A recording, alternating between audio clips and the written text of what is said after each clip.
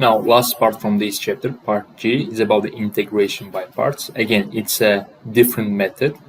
In substitution, if you remember, in integration, if you see the derivative and the function itself, you can use substitution method, or you can make it similar with the coefficient, just the difference.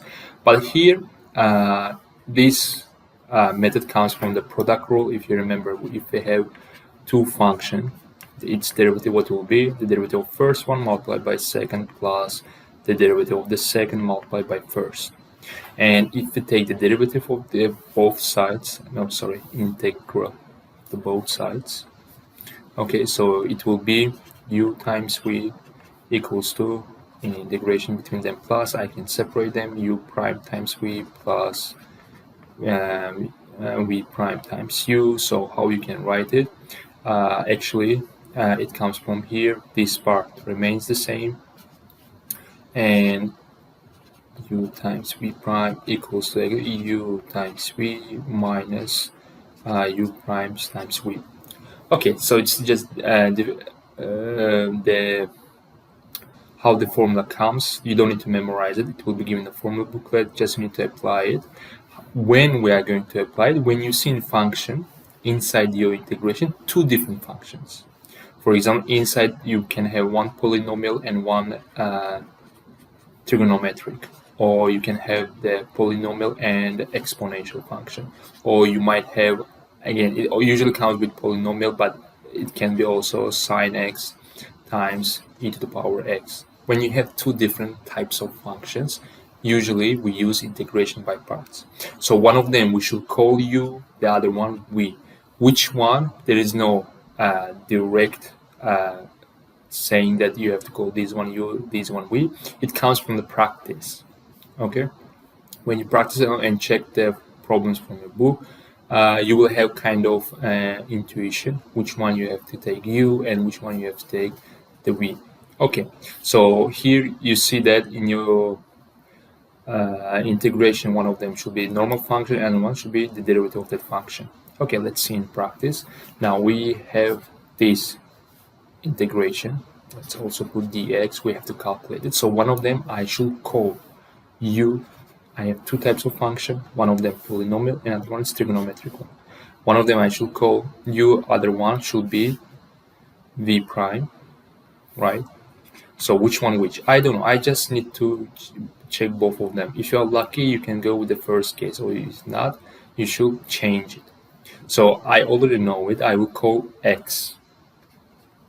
The u and the v prime will be sine x dx. Because here, in one case, you have to take the derivative. Because if you see in a formula is like this. How was it? U times v prime, u times v minus v du. I have to use the whatever I call u here in the formula. I should use its derivative here. And here I call the v prime something, and here I'm using the v, so the integration. So what do we do? Let's go there. It will be du dx. So it's actually, if you take the derivative of the u, if you go with one variable, it will be 1 times 1. So that's why we don't write 1, just du dx.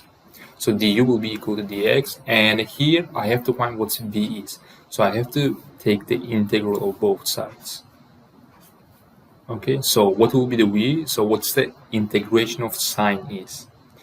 As we remember, derivative of sine is cosine, and integral of sine will be minus cosine, right? So here I have my variables. Now I will put them in a formula. One more time, if you write the formula, it should be u times v minus v times du. Okay, let's input them. What is u? What do we call u? X times all this. Okay, this integration is equal to, what's v? We have 1 minus x cosine, minus cosine x. From formula it goes negativity, then inside we have, what's v? Minus cos again.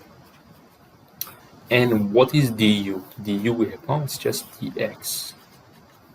Now look at here, your integration became more simpler. So let me just open the brackets and let me take this negative to outside. It will be plus cosine x dx. So your question was, x times sine x dx became something more simpler. This integration now, it has some parts, and it's more simpler. We know it already, right? So it will be, let me change the color, it will be minus x times cosine x. I know it's integration of cosine, it's sine plus sine x plus at the end c. You can easily check if you take the derivative of your result, it will give you x times sine x. You can check it by yourself. Now again, one more time, you should practice a lot when to use the formula, when to use this method, when you have two different types of functions usually.